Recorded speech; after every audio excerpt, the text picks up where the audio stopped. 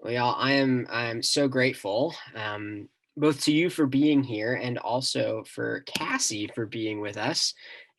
Cassie, you are in Mallorca, correct? Is that what you had said? Correct. Yeah, and I'm sort of in the countryside of Mallorca, hence the connection. But I'm here for a couple more days, and then I go back to New York. And I was here almost a month making a body of work, working with tiles and ceramics, and it's been really pleasant. Wow, that's amazing. So I'm grateful for those who are gathered. We are also recording this event. And so I'm also grateful for the many who we hope will view it when we send it out afterwards. It is only 3 p.m. here in Indianapolis. And so a lot of our folk are at work or they're kind of going about their day. And so we hope they will access it later on. But just to say a couple words about Cassie, if you don't mind me bragging on you for a little bit here. Cassie Namoda was born in Maputo, Mozambique. She is a painter, as we all know, and a performance artist who explores the intricacies and social dynamics and mixed cultural and racial identity. As we will come to see, I'm sure, she captures scenes of everyday life, mundane moments, to life-changing events. She paints in brilliant, nuanced portraits of post-colonial Mozambique within an increasingly globalized world. And I didn't know that Maputo, and Cassie, correct me, is it one of the most traveled to destinations in Africa? Is that correct? The beaches are very much praised, but I wonder because there is sort of that language barrier because of the Portuguese speaking, but I think it's quite a highly noted destination upon beach lovers and wonderful architecture. And I think that there is some travel. Yes, for sure. Well, Cassie has been recently featured in a digital exhibit that Second Presbyterian Church put together. She was incredibly gracious and let us use one of her pieces called Godfather. So if you have not yet gone to see that exhibit, I would encourage you to do so. It is accompanied by It's an excellent exhibition. I visited it multiple times, and I'm super impressed with the level of curatorial skills you guys have there. So. Well, that means a lot. Thank you. You will also find one of our congregants, Sylvia Pertit, wrote a very moving reflection on Cassie's piece, Godfather. And so I would encourage you to take a look at the exhibit and check out her piece in particular. But Cassie, you've sent me a PDF of images that I'm very excited to show. And so as long as you can see them on your phone, I hope that's the case. But I'm going to screen share here for a moment, and I'm just going to let you kind of take us through some of your pieces at the pace that you feel comfortable with. And then later on, we'll have a little bit of a conversation. Catherine and I have talked about some questions that we would love to ask you. And then if there is any questions from folks who are gathered here, we would love to also encourage them to ask questions as well. So, but I'm going to first share your document very quickly. Excellent. It is beautiful. Okay, can you see that, Cassie? Yes, I can. Okay, great. So I'm going to move to the first. Okay. And so however you would like to lead us through these. Okay, wonderful. Yeah, I mean, I'm not going to go so detailed with every painting because we do have about 18 paintings that I'd like to share with everyone. But upon sort of like visiting the exhibition and then speaking with you, Chris, like I've always kind of there's always been a question of whether I'm a religious painter or not, but and I think I never really knew how to like answer that, but I've come to the conclusion that I'm a spiritual painter, and I think that art draws from sort of the pillars of sort of religious depiction, right? Like when we have the great masters and the history of painting, like the two are sort of like, they go hand in hand and they're not like mutually exclusive. So it's been nice to sort of ruminate about my work and then create this PDF. Thank you, Wesley, my research assistant, to sort of sit with me and create this body of images. So Maria is a painting I made. It's an oil painting, and it's a painting that well, I was thinking about my homeland and my ancestral land, where my mother's from, in the north of Mozambique. And there's an old Byzantine church that I would sort of visit as a kind of point of destination, but it also sits as sort of like within the urban landscape of Kilimani.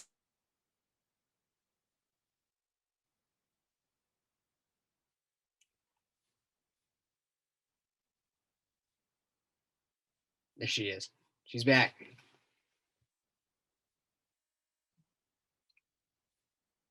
Sorry, I'm not sure what happened, but yeah, so to go on, it's like it's sort of this dilapidated structure. And it sort of sits as a sort of important kind of pillar within the city, right? And then I thought about this sort of like estranged woman, and she's going back to her homeland, and that how she discovers this sort of magical reel. And there's these like kind of prawns walking into the church, and things are slightly absurd. And I thought about that in terms of sort of like Christian sort of theology mixing with like African spirituality, sort of like in the context from day to day, like in the African experience, that they both sort of mingle with one another. And then going on to image 2, Chris, if you, yeah. So I and going back to thinking about sort of Christian narratives and like this sort of fantastical illustrations that we would see in like art history, thinking about like for instance, like Francisco Goya, I think that he would paint the, what was it, Saturn eating his child. And I thought about how you know, kind of the stories, the sort of Christian stories that I've been introduced to, although still learning so much. Like, you know, I thought about like what, in terms of like the all-eating beast, or what that would look like. So kind of painting it in this sort of almost slightly comical way, where he's like eating these kind of colonial masters, and then it kind of puts forefront the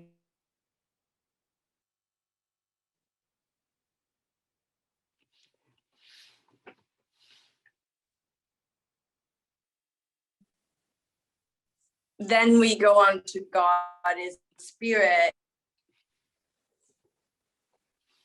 which I made this work for an exhibition in 2018 with Nina Johnson, and it was called Outside the Witch Doctor's House. And this was sort of like the wild card in the exhibition, but the exhibition really thought it was exploring like sort of African spirituality, and mixed with this, you know, always thinking about John Mbiti's writings, Professor John Mbiti. And I have a number of his books which sort of explores the Christian theology and the African. Yeah.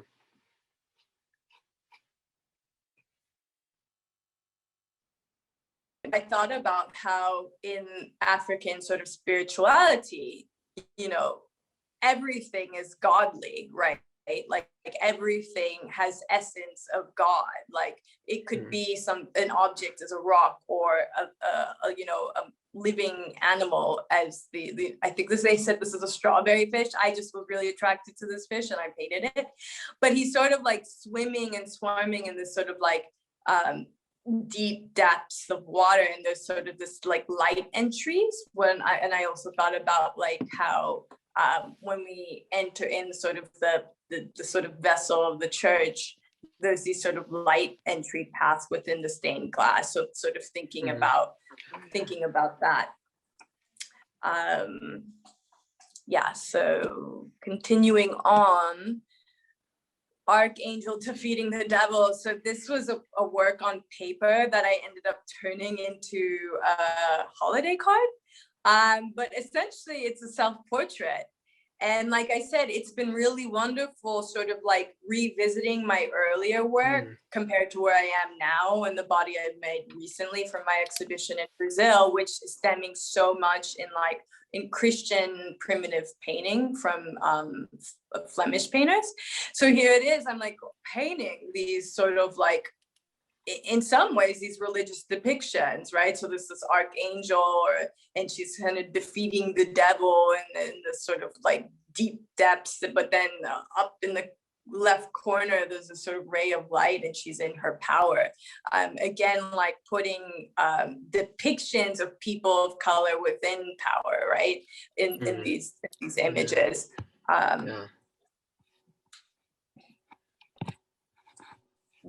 Then continuing on, this was also from Nina Johnson's show, Good Night Mercado Boy and the Sad Headless Palm Trees. So thinking about sort of like my observations of rural life, and I thought about sort of like in my earlier work, I painted so much the figures with crosses on their neck.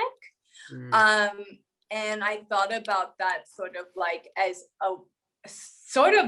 this character of duality, the figure of duality in painting. It's almost like that simple gesture of adding the symbolism of the crossed necklace. But then again, he's like quite young. You could tell it's sometime in the evening, and he's selling like paraffin, gas, cigarettes, some sweets, and the Maria biscuits, but then in his hand is a beer. So thinking about duality in our sort of essence, in our human experience, and then sort of leaving it to the viewer to navigate that and make their own sort of decisions. Yeah.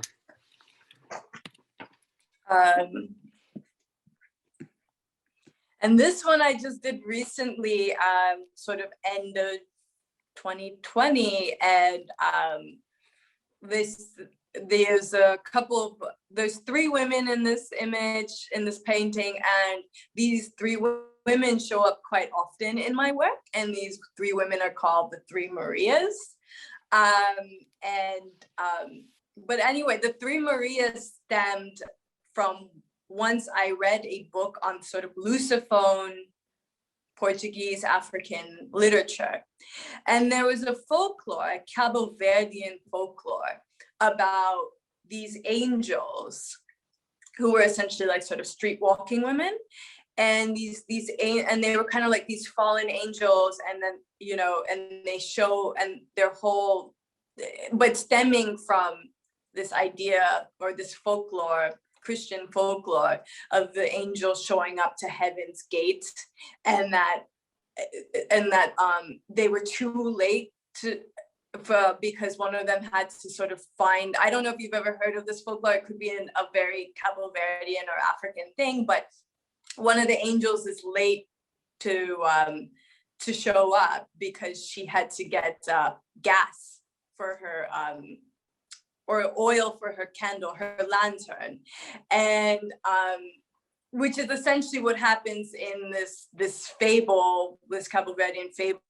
It's like the street walking women, they go back to their home, and then there's no paraffin for their night lights, and then by the time they get back to their home, they aren't allowed in because of their sort of tardiness, right? So then reading that story and thinking about these group of fallen angels, quote unquote, and then thinking about their duality, they start showing up in my work. And then later on, I started adding wings, right? To just sort of add a layer of depth, right? Again, this sort of portrayal of duality, and then they're also sort of negotiating their sort of their rights, right? Because this painting is so much tied into historical Mozambique, and this was I was thinking about downtown Maputo. At the time, it was Lorenzo Marx. And there was a photographer named Ricardo Rangel, and he documented downtown Maputo during pre-independence. So these are technically sailors. And sort of how the Marias are sort of like floating around this bar with these sailors, and it's almost like another dimension or something, right? And you can see sort of the fatigue and the confusion, and that also stemming from I think like Edvard Munch's work, and also looking at German expressionism. And then here we have Life is a Seamstress of Dreams, and this is a depiction of the character Maria, who continues to show up in my work, sometimes isolated. And this was at my 2019 show from Francois Gabali Gallery called The Day a Monkey's Destined to Die, All Trees Become Slippery. And it's a Swahili proverb meaning like, once your fate is decided, it's decided. And I often would, there's a reoccurring painting I would do of a Maria in this sort of like reclined pose, and thinking again about the history of painting and the figure. And although much more naive, this was done with oil pastel, you know, so the reclined figure, and then she has this sort of crude bottle of whatever alcohol, and there's sort of this kind of lone look, right? But then there's sort of this, again, this sort of duality where she's holding her rosary. So then again, symbolism, important part of the work. And I kind of leave it up to the viewer to make their sort of story of the depiction, which I think sometimes makes a good painting. And then here at outside the witch doctor's house from 2018 show with Nina Johnson, where I'm using much more like essence of African spirituality, I thought about the framework in which society functions, and the sort of core is that sacrifice receives blessing. And you know, there's like this sort of, again, using depictions as sort of a way to reveal some sense of spirituality and narrative in the work, also much larger in scale. And then there you have the sort of father-son relationship and the white crane. And then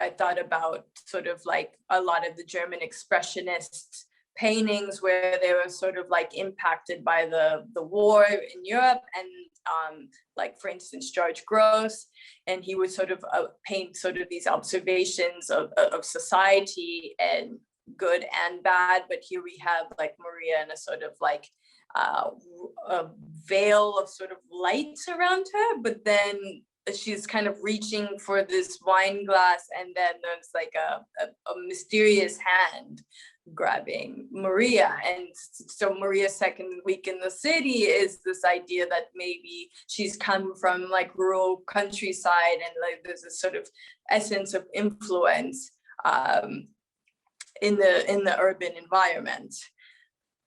Again, using sort of this idea of duality and sort of observations of everyday life in post-colonial Africa.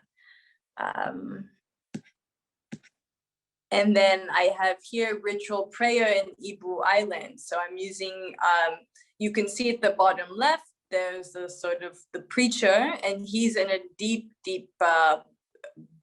prayer, and they're using a textile as a sort of symbolism of prayer,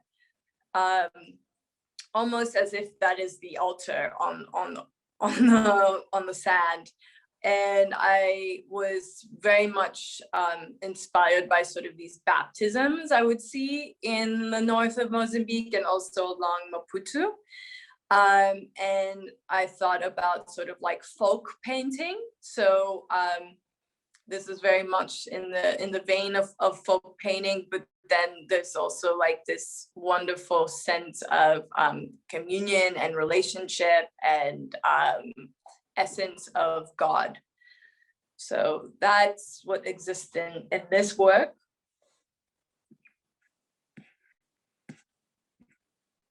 The Sun Has Not Yet Burned Off the Dew is a recent painting I've made, and I can tell you a little bit more about this work because I just completed it, so it's fresh in my mind.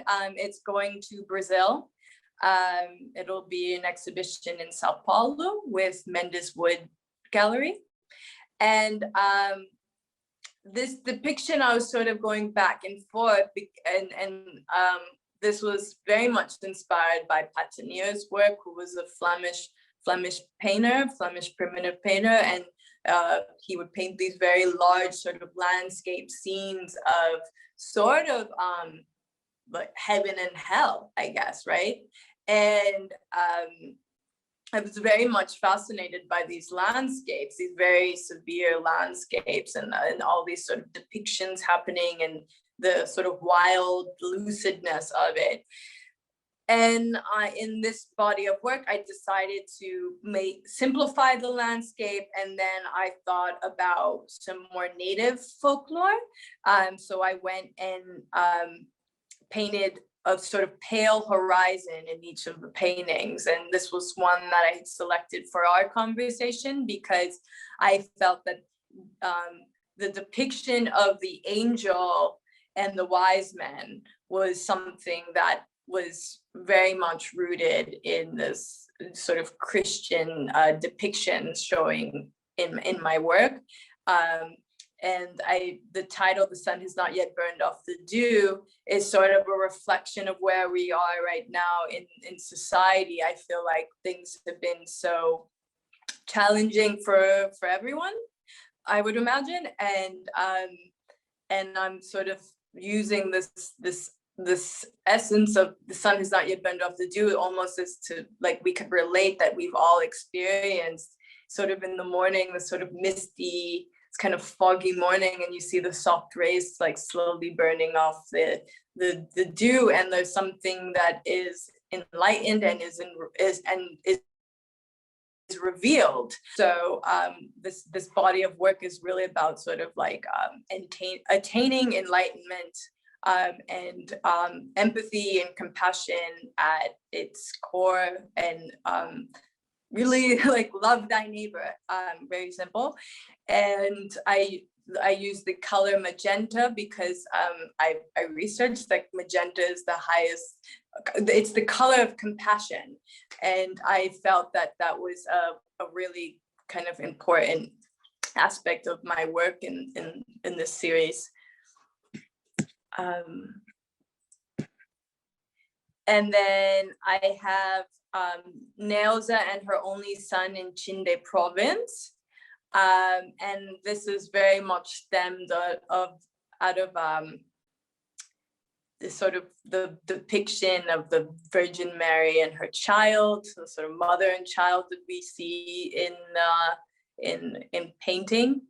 And then to kind of go into, and this is an oil painting that I did in 2019 as well, 2018 to 2019. And this was inspired by this sort of catastrophe that's happened in northern Mozambique with the Cyclone Idai. And I thought about the women in the night sort of scared for their for the wellness of their family and themselves, and then thinking a lot about sort of like the refugee and migration, and how we see that sort of in the Holy Scripts as well. And here is a continuation of that I made in 2020. It's a larger work. It's acrylic, and it's more lucid and dreamlike, where you have a man and his young family. There's a tiny baby in those wings. It was and so I'm expecting that. And so here they are, sort of like traversing and navigating, and in a way protected. There's this sort of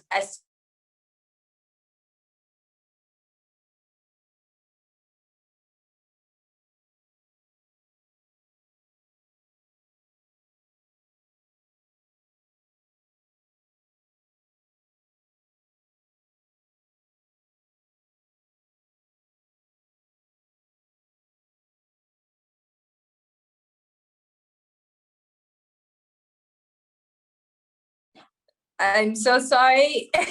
So yeah, and then sort of, let me know if you hear me, Chris. Hello? We can hear you. I definitely hear you. You're good.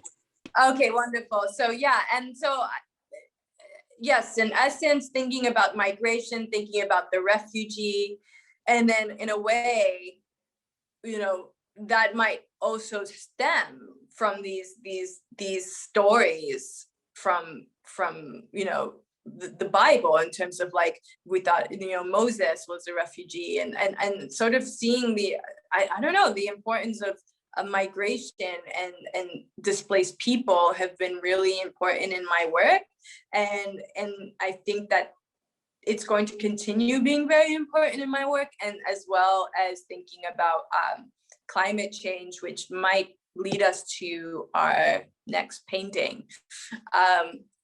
Man and child crossing the Styx. And this work is a man sort of crossing this sort of broken land with, you know, and I was really imagining a sort of different planet. Like, this is not planet Earth. This is sort of set in the future, and it's a man looking for safety. There's, if you can tell, there's a sun close by on his boat, and he's sort of passing through this body of liquid, volcanic liquid. And wait, sorry, did I miss? Oh wait, we're on this page. I'm sorry. I accidentally skipped through it. I did not mean to do that. 1 second, okay. Friends. 1 second. That was my fault. I was, but it's totally fine. We can talk about that work too. I'm gonna leave the full screen mode because it's giving me a bit of grief here. So 1 second. I'm gonna share my screen again. Here you go. We'll go back to that prior one. I'm just gonna keep it in this screen if that's okay. That's totally fine. Yeah, so I thought, so here is a man sort of with, you know, his only material, this white cloth, and he's with his younger son, and they're kind of crossing this sort of volcanic liquid. And to the very left corner, by those sort of ghostly mountains, are fish called carapau. And I had friends tell me stories about sort of when Mozambique entered their second war, and the Civil War, and how there was sort of very barren, rationed food, and sort of the main protein was a mackerel called carapau, and how none of them would ever want to eat the carapau again because it was sort of the everyday staple for protein. But then thinking about like how maybe climate change affects communities, and that like that has potential to be the only protein, sort of thinking voyeuristic and futuristic. but in a way, in a very sort of realistic sense, that the communities, the indigenous communities, are most impacted by the climate change. But then thinking about, again, the sort of like religious depiction of a migration. Also, this is inspired by a Patagonia painting, hence Crossing the Styx. So the next painting is from my recent my soon-to-be exhibition, Ebbing Tide in the Sun That Fell to Its Knees. This is titled. And this is a man that's he's an anthropomorphic figure, and he's half whale. And I thought about, this also, having a sort of religious depiction that we've all seen before, crucifixion, but then there's sort of these subtle hints of like narrative that I add in there, like there's sort of like the tree is magenta, and there's something almost quite soothing and calming about this painting, because what I was sort of wanting to sort of gesture is that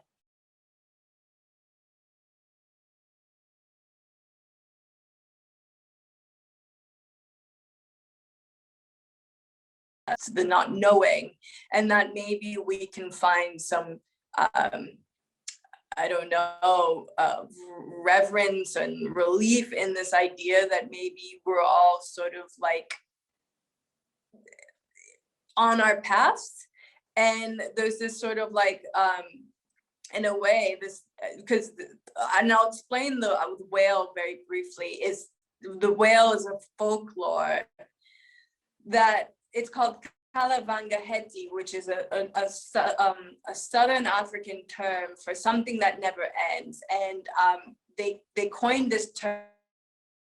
A beach whale shows up on the coasts of Southern Africa and Mozambique, and they call the whale something that never ends. And it's this idea that maybe the whale shows itself as a martyr, and it's giving himself or itself to the people.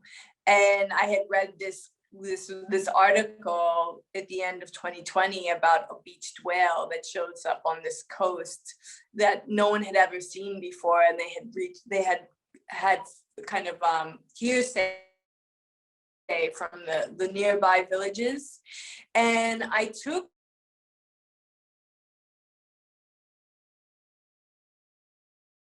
of like concepts that I've read, articles, and then comes in this sort of spirituality. If you notice, like his hands are also very loosely tied onto the tree, as this sort of idea that he doesn't have fear of leaving this world. It's almost like he's made peace with that. And the next painting is from my 2020 show with Goodman Gallery in South Africa, To Live Long is to See Much, Ritual Brothers 3.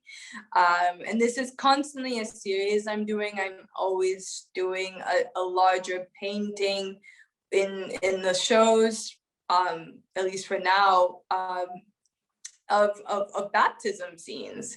And this one is a very sort of dreamlike, lucid painting, and I just felt like it had a very wonderful atmosphere. Again, so sort of showing some essence of spirituality, sort of cleansing and coming anew. And then here we have Godfather, which you guys exhibited just recently. And I made this painting at Skowhegan Residency in Maine. It was like one hot afternoon, and I sat out with my plein air easel, and I had just come back from Padua, Italy, and I had seen Giotto's work, and I forget the name of that church. I'm terrible. But I had seen Giotto's works, and I saw his depictions of Jesus. And I said to myself, like, wow, Jesus was really beautiful. I was so inspired, and I had to paint him. And here he is. And it was, I really did this so quick. It was just like, it came through me, and I might have done this painting in 2 hours. And it brings many people joy. And I made even a little holiday card from it that I sent to everyone, and it said blessings inside. So yeah.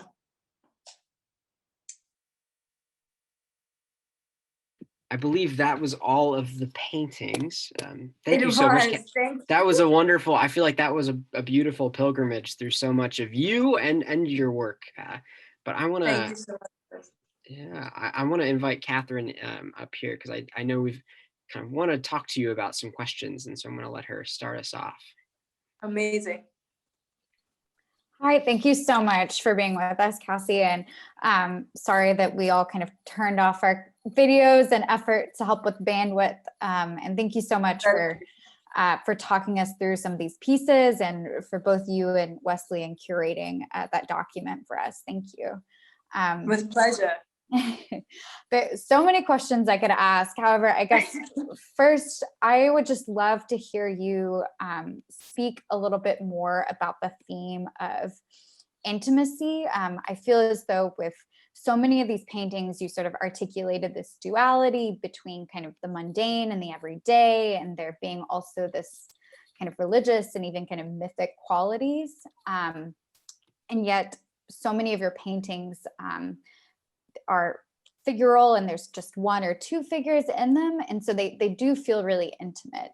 And I know in previous conversations that you've had, in previous interviews, you've also talked about the size of your paintings, and your kind of preference at times for smaller paintings. And so I would just love to hear you speak more on that. Well, I don't know. To be honest, intimacy, I find that painting is an intimate process. And so it's hard not to exude intimacy within the work. I think that I've created these figures within my work that I have almost a very intimate connection with. It's there. If you've sort of followed my work, you can see that there's sort of these reoccurring figures that show up. And I sort of realized them, and there's a sort of like, in a way, a sort of great respect. And sometimes they come from historical characters, like there's these conjoined twins that I paint, and I'm very well aware of their sort of like place in history and how they haven't, been treated right, and that I have some sort of responsibility. So that in that way, I'm sort of like intimately engaging with my sort of own emotions and navigating that. And so I think that in essence, the answer is sort of like the whole process is intimate, and in a way that I'm creating these sort of intimate stories, and I think thus forth they become these sort of like spiritual stories, or there is this essence of spiritualism.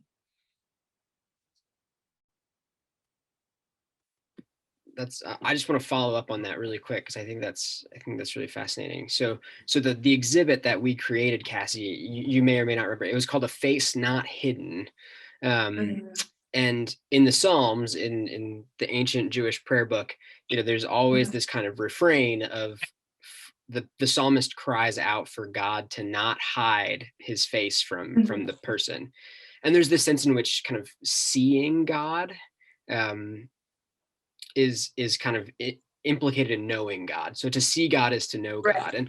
And part of the reason why, and so part of the reason why we wanted to create this exhibit is because we wanted people to see God in a new way. That was really our whole project. And, obviously with the social political situation here in the US right now, that we've been talking a lot about race and reconciliation and things like this. And yet so much of our work revolves around words. So it revolves around statements and people saying things. It involves book groups and people reading things.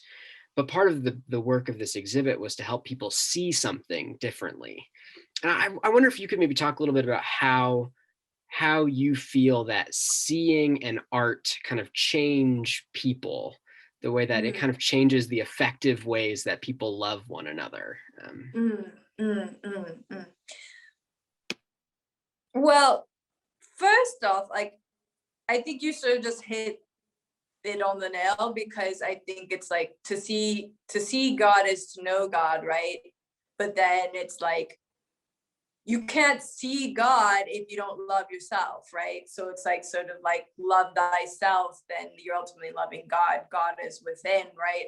So, I mean, we're ultimately just vessels. And so I think that because in a way I'm seeing God, or I'm seeing I'm engaged in a sacred act when I'm painting, I think that I'm sort of in some way nuanced, allowing a platform for the viewer to somehow engage in that transcendence themselves. And sometimes it's easy and sometimes it's not, but it's like, that's the work. And I think that's sort of what I strive for. So.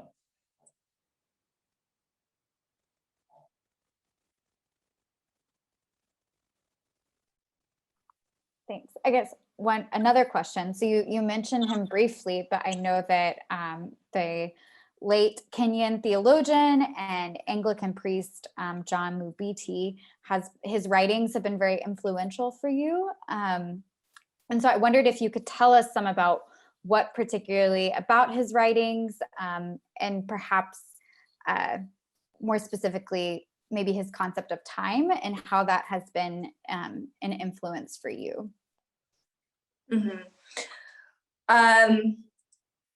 Well, so I've read John Mbiti, I think, in 2017, and it was his writings and his sort of philosophies and observations of African society really helped sort of create a lens in which I could, in some ways, make sense of the environment in which I grew up in, right? So going to an international school in Uganda, and then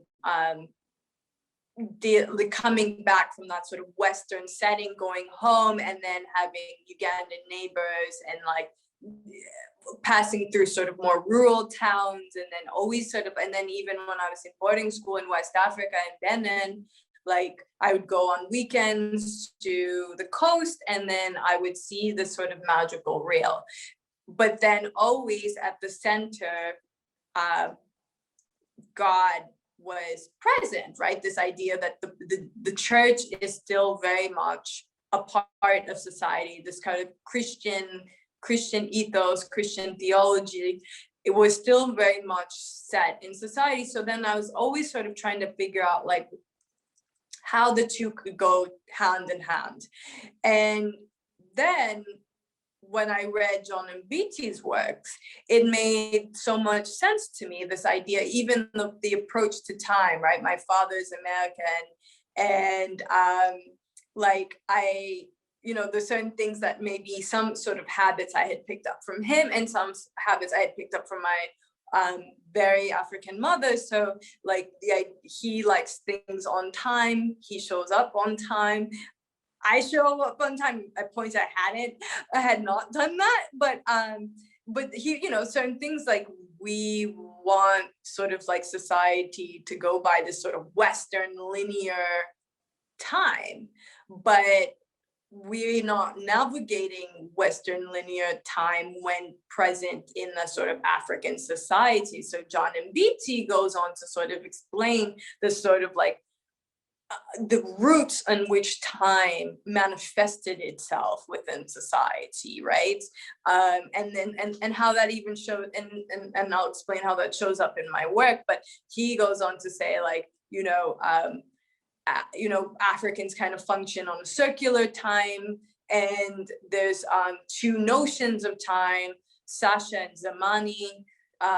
Sasha is sort of like the now.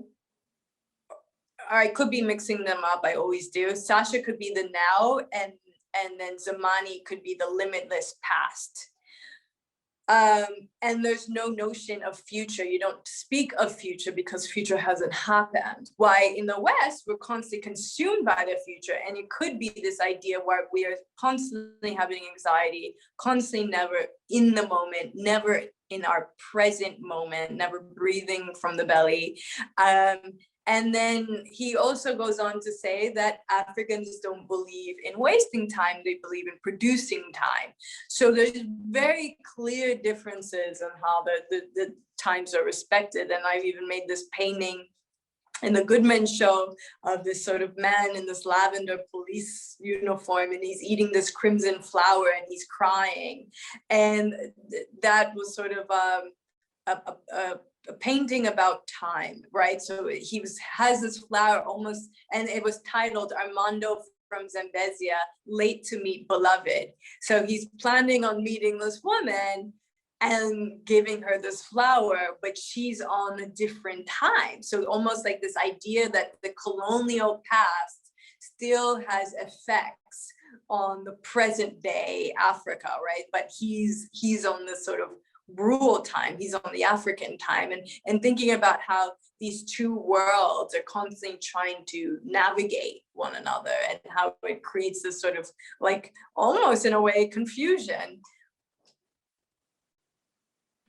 I think that's fascinating. There's a way in which I think, you speak so eloquently about time, and it is true. I mean, time is meant to regulate us. Right? And we use time so we know where to be at a certain time, right? How long an appointment should last, right? At the end of this hour, we'll be done because our time will have passed. We're consumed. Yeah, it's almost exactly. a kind of it's like a sort of method to control our bodies, right? Like yeah. That's fascinating. I want to bring up something. There was a wonderful interview that you did. There's an experience you had, I think, a show in Miami that you had, that you were giving, and you were on the street, kind of, you were really interested in having people of color engage with your work. And I think you were inviting folks just off the street to kind of come into the exhibit and to see your work. And you have this really poignant scene where you say how people were so concerned because although they wanted to, they felt like they didn't have enough money, that they felt like they wouldn't be able to afford this exhibit. And so I'm curious about accessibility, this question of who has access to art. I think in some ways, faith, church, you've probably never been a Second Presbyterian church, but our building is very big and it's very intimidating. And in some ways, there's always this question of who has access to this building. And I'm curious if you could talk a little bit more about how you see art and access and the importance of accessibility to art. Right. Well, I think a lot of it stems from access and resources. And I think in these in communities of color, there's not enough incentive to sort of gear children to sort of go visit a museum or go visit a space, because there's this idea that art is for a European space. And I think that at the same time, it's not so much an issue. I have this theory that I think that people of color have this sort of ancestral DNA where they look to more like vernacular architectures, and maybe that it's a question of recognizing yourself within the architecture.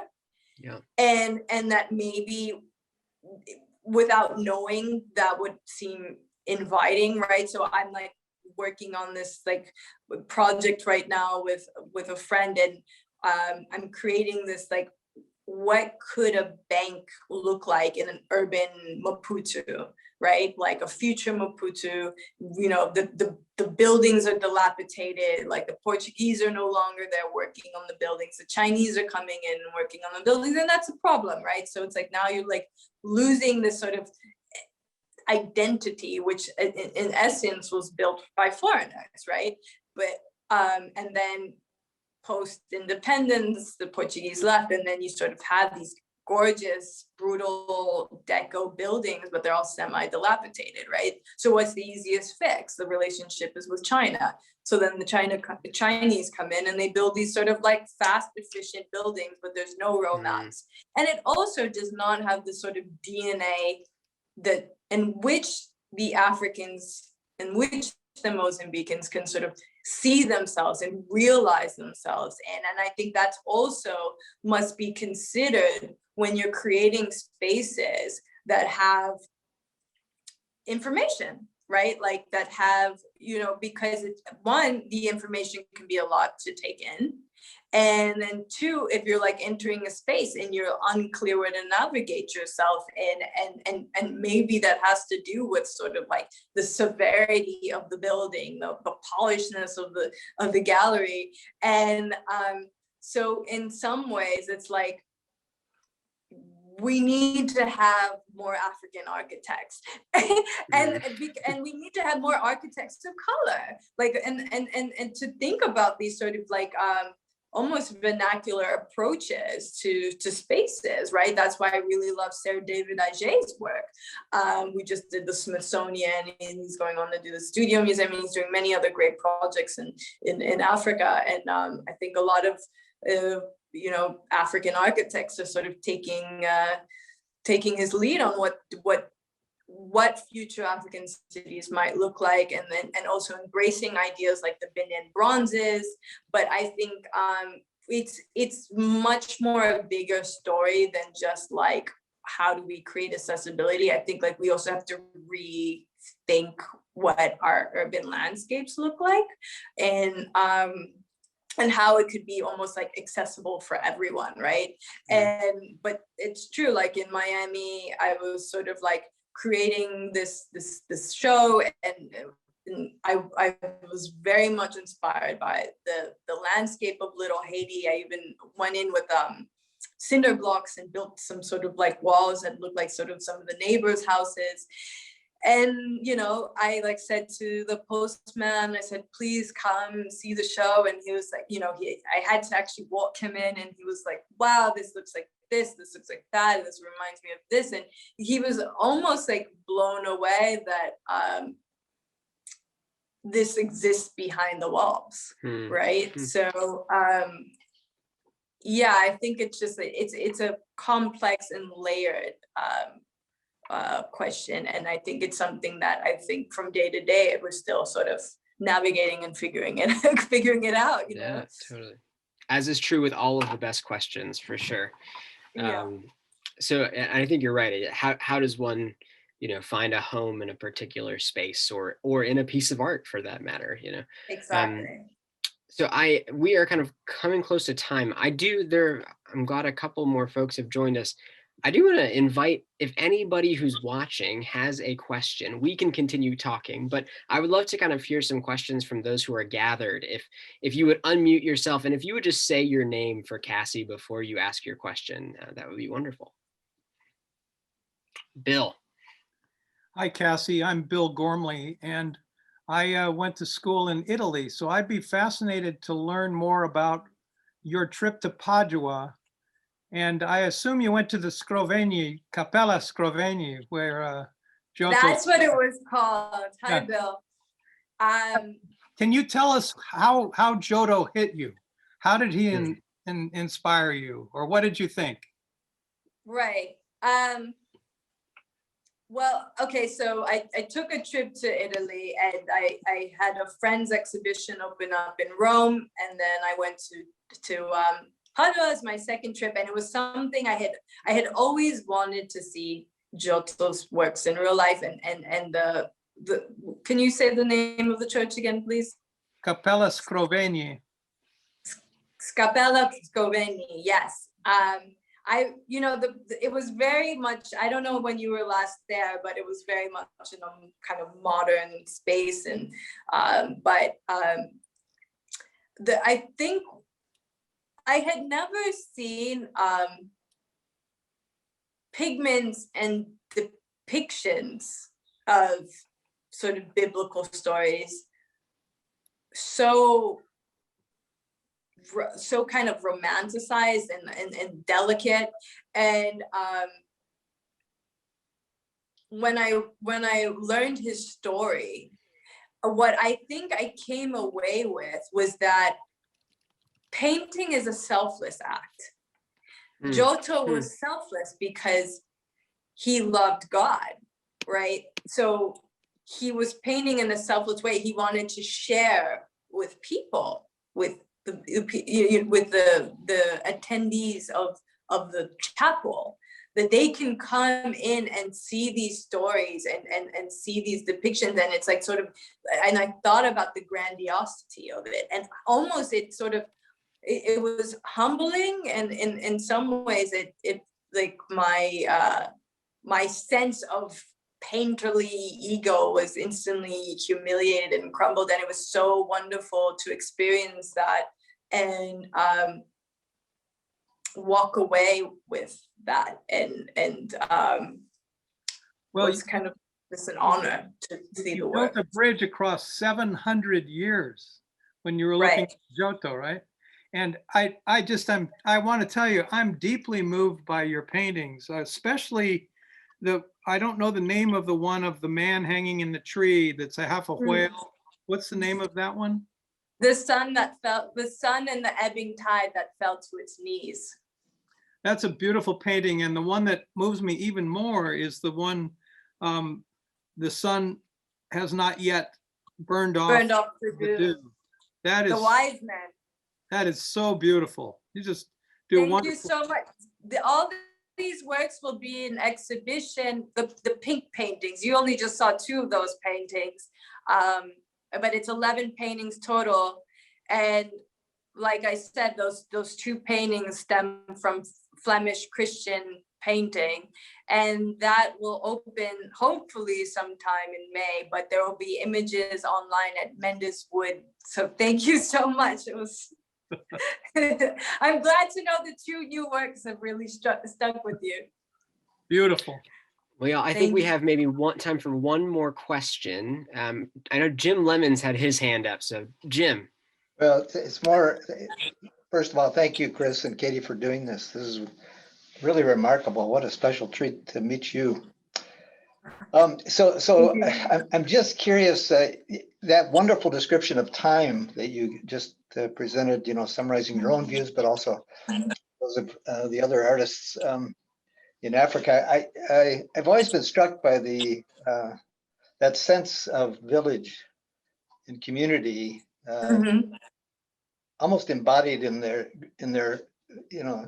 use of their essence. Yeah, it's their essence. And I wondered how you think about that in the community as church related to this African approach to time and each other, that it's almost endless time when knowing each other in your depiction of the community of faith, I guess, through your art, which is spectacular. Thanks so much.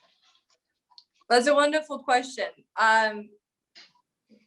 Well, I feel when you enter, I actually just went to this wonderful cathedral yesterday in Mallorca. It's called the Cathedral of Mallorca, and Gaudi did some work in that church, and it was wonderful to go in and study some of the stained glass works. And but what I think, to answer your question, when you enter the church, time stands still. and everything sort of sits outside the architecture of the church. And it's almost as if you are now navigating within a rural sense of time. There's sort of like these sort of pillars of what is most important, right? So the sort of sense of community, the sense of faith, the sense of being present, and this idea that sort of God is everywhere. There's this sort of like relief. I see that sort of very much extended into this idea of rural time, this sort of idea of like this African time, and this idea of presence of God is sort of navigating the sort of metric of time. That's beautiful. Yeah, architecture recalibrates the way that we conceive of the world, for sure. Totally. We all thank you so much, Cassie. On behalf of the Music and Fine Arts Department of Second Pres, I just want to say thank you again for taking time, especially when it is so late where you are, to come and speak with us. Oh, it's totally fun. I have some squash. I was making some squash on the fire, so I'll have a little late dinner, but it's totally fine. It was such a pleasure to speak with you all, and I'm really humbled to share my work. So thank you again. Of course. Looking forward to visiting you actually at some point. I'll have to make it Yeah, happen. hey. We would love that. Just for those who are gathered and for those who will listen later, I want to make you aware of two specific dates, two upcoming opportunities with the Music and Fine Arts Department. On Wednesday, April 23rd at 6:30 p.m., our series continues, where we will be talking with a local spoken word poet named Manon Voice. So we hope that you will join us for that. And then on Wednesday, May 19th at 6:30, John Allegar and Don Wendell, I think John's actually here, we'll be talking about some of the history and works of Black organ composers, and we'll be discussing the beauty of some of their works. And so we're very excited to continue. I might have to join in on that one. Well, we'll definitely get you the link, Cassie. Well, friends, thank you so much for joining us, and we will see you later. Take care. Take Thank you, care. Cassie. Bye-bye. Bye. Bye now. Bye.